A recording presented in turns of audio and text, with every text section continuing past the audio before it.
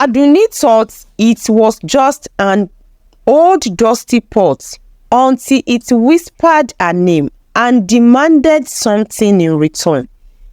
The more she cooked, the more it took, and now it wanted more than just food. In the heart of Ibadan, where the streets buzzed with life and the smell of food filled the air, lived Aduni. She was a hard-working woman who cooked delicious food for the market. Everyone in the neighborhood loved her meals. Though her life was hard, she was poor, and a tiny store barely brought in enough to feed her and pay her rent. One day, while cleaning her late grandmother's house, Aduni stumbled upon an old dusty pot hidden in the corner of a small cupboard. It was strange looking, with carvings that seemed to move under her fingers. She held it up to the light. Curious, she had never seen anything like it before. Maybe this was important to Grandma, she thought, wiping the pot clean. As soon as she did, a soft voice whispered from the pot, startling her. "Use me, and I will make you the best cook in the land," the voice said. Aduni dropped the pot in fear, but it didn't break. She stared at it for a moment, unsure of what she had just heard. Was it her imagination? The voice came again, soft but clear. "With my secret recipes, you will be rich and famous. But you must give something in return." Aduni was confused. "What do you mean? Give something?" she whispered, her heart beating fast. "Each time you use me, you must make a small sacrifice," the pot answered, its voice now calm and inviting. Curiosity won over Aduni's fear. She decided to try it just once, thinking that maybe it was a good luck charm left by her grandmother. The next day, she took the pot to her stall in the market. She followed the recipe it whispered to her and cooked a large pot of jollof rice. As soon as the food was ready, something magical happened. The smell of the rice filled the air much stronger than usual. People passing by stopped and sniffed, their mouths watering. Soon, a crowd formed around the store. People were pushing each other, eager to taste the food. In just one day, Aduni sold more food than she ever had before. She couldn't believe it. Mr. Adewale, one of the wealthiest men in Ibadan, even came by and bought some of her rice. He was so impressed that he promised to come back. But as she packed up that night, the pot whispered again, "Now it's time for your sacrifice." Aduni froze. She had forgotten about the deal. The pot demanded that she leave a small portion of her food by the old baobab tree near her house. Scared but not wanting to lose her new fortune, she did as the pot asked. Aduni's life began to change after that day. Every time she used the pot's secret recipes, more and more people came to buy her food. Soon, she was no longer poor. She bought new clothes, fixed her house, and even hired helpers to run her store. Mr. Adewale became a regular customer, and he seems to grow fond of her. He would sit and watch her cook, telling her how wonderful her food was. But while her wealth and fame grew, so did her guilt. The pot kept asking for sacrifices, and each time the demands got bigger. Aduni's heart grew heavy. She could not sleep well at night, thinking about the strange magic that had taken over her life. Kemi, her nosy neighbor, started to notice the changes. Kemi had always been curious and she was sure something strange was going on with Aduni.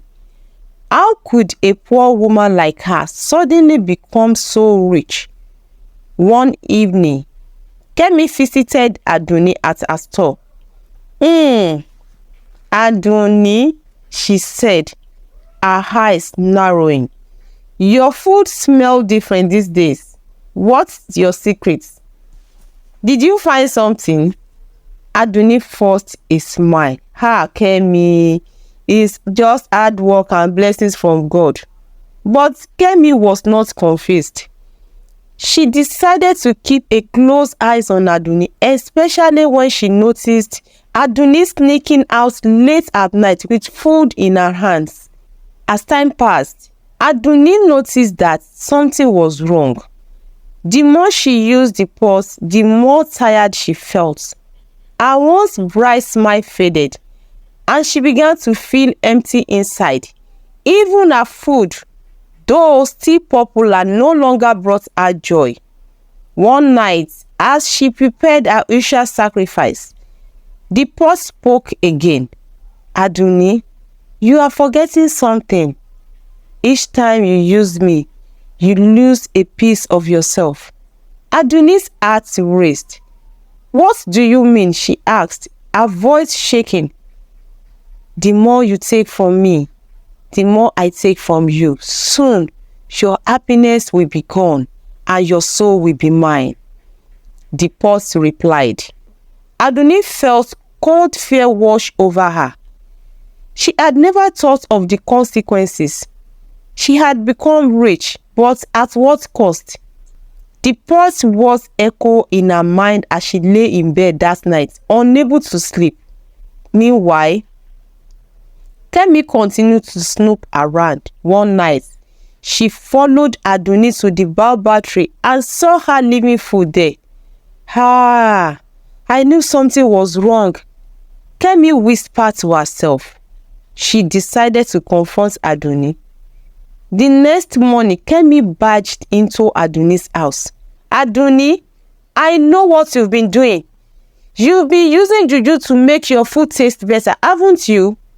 Aduni, tired and weak, tried to deny it, but Kemi was not fooled. I saw you last night, leaving food by the tree. What kind of magic is this? Aduni broke down in tears. It's not magic, Kemi. It's this pot. It gives me recipes, but it demands sacrifices. I didn't mean for things to go this far. Kemi looked at the pot and frowned. Aduni, you must stop using it. This is dangerous. Who knows what else it will take from you? But Aduni was trapped.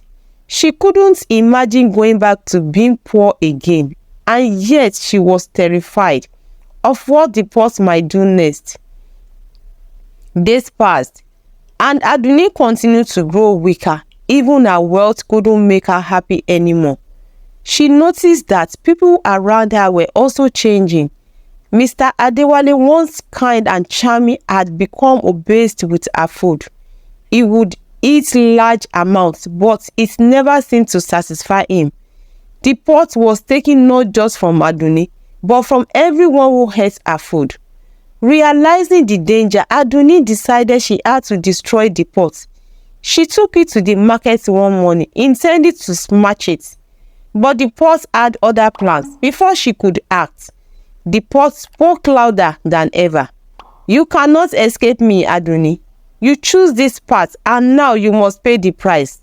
Aduni trembled, her hands shaking as she held the pot.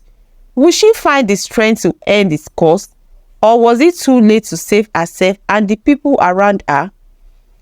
Aduni stood in the middle of the market, gripping the pot tightly. Her heart raced as she tried to silence the voice. People were walking by unaware of the internal battle raging within her. The pot whispered grew louder, filling her mind with fear. You can't destroy me, Aduni. You need me. Without me, you will lose everything. Your riches, your fame, even Mr. Adewale's affection. Tears welled up in her eyes. She remembered how miserable she had been before finding the pot. But now, she realized that her life was no better. She had everything she thought she wanted, but she felt more empty and lost than ever. Just then, Kemi appeared out of nowhere, her eyes wide as she saw Aduni holding the pot. "Aduni, what are you doing? You look so scared." Kemi rushed to her side. Aduni, her voice shaking, whispered, "Kemi, I need to destroy this pot. It's cursed. It's taking my soul. I don't know how to stop it." Kemi's eyes narrowed as she studied the pot. She had heard the stories of such things in the village when she was young, stories of enchanted objects that granted power but always at a terrible cost. "Aduni, if what you are saying is true, we need to go to someone who knows about these things," Kemi said. "Let's go to Baba Ifa. He's wise and might know how to break the curse." Aduni nodded, clutching the pot tightly. She didn't have any other options. They quickly left the market, heading towards the outskirts of the city, where Baba Ifa, the old herbalist, lived. When they arrived at Baba Ifa's small house, the old man was sitting outside grinding herbs in a mortar. He looked up as they approached, his sharp eyes immediately noticing the pot in Aduni's hands. "You are carrying something dangerous, child," Baba Ifa said calmly. "I can feel his power from here." Aduni nodded, her voice barely above a whisper. "Baba, I didn't mean to get involved with it. I just wanted to improve my life. But now he's taking everything from me." Baba Ifa motioned for them to sit. "Tell me everything." Aduni explained how she had found the pot in her grandmother's house and how it had given her secret recipes that made her famous. She spoke about the sacrifices it demanded and how it had slowly drained her happiness and joy of those around her. When she finished, Baba Ifa sighed deeply.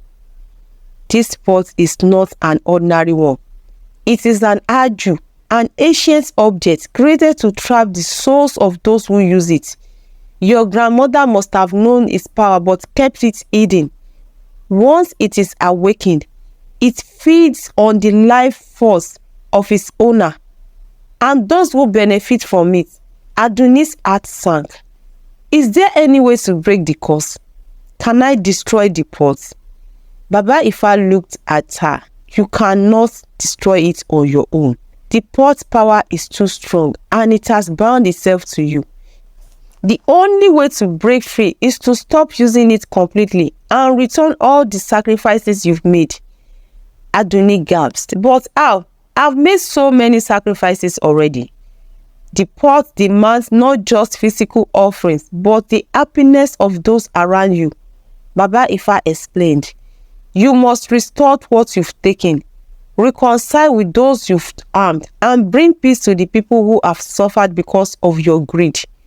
Aduni nodded, but fear gripped her heart.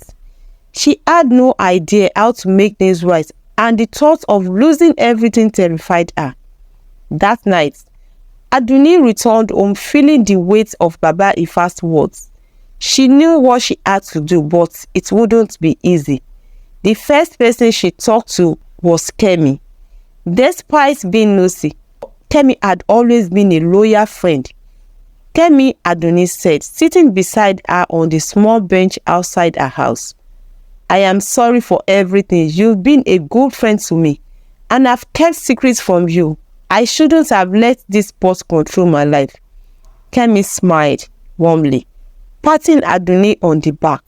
"Aduni, you've always had a good heart. I just hope it's not too late to fix this." The next day, Aduni went to the market as usual, but she didn't bring the pot. Instead, she cooked the way she used to, without any magical recipes. The crowd that had once flocked to her store was smaller, but she didn't mind. She knew this was the first step to setting things right. Mr. Adewale came by. Noticing the change in her demeanor, "Aduni, your food tastes different today. What's going on?" Aduni looked down ashamed. I've been doing something wrong, Mr. Adewale. I don't deserve all the success I've had. I was using something that wasn't mine to use. Mr. Adewale looked at her for a long moment before speaking. We all make mistakes, Aduni. What matters is what we do after we realize them. That evening, Aduni took the pot back to her grandmother's house, determined to break free from his grip once and for all. She placed it in the same cupboard where she had found it. The pot voice whispered to her, "You cannot leave me, Aduni. Without me, you will be nothing. Your life will go back to being hard and lonely." Aduni shook her head, her hands trembling. "I don't care. I would rather live a simple life than lose my soul to you." The pot laughed, a chilling sound that echoed through the room. "Very well, but remember, I will always be there waiting." With that, Aduni slammed the cupboard shut. She knew the pot's power would never fully leave her, but she was determined to live her life without it. Aduni's life did change after that day. Her fame faded, and the crowd around her store became smaller. She no longer felt the weight of guilt pressing down on her, and she slept soundly for the first time in months. Kemi remained by her side, and even Mr. Adewale, though no longer obsessed with her food, still visited her store to chat.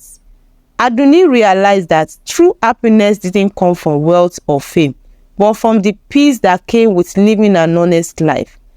As she watched the sunset over Ibadan one evening, Aduni smiled to herself. The pot was gone, but her spirit was free.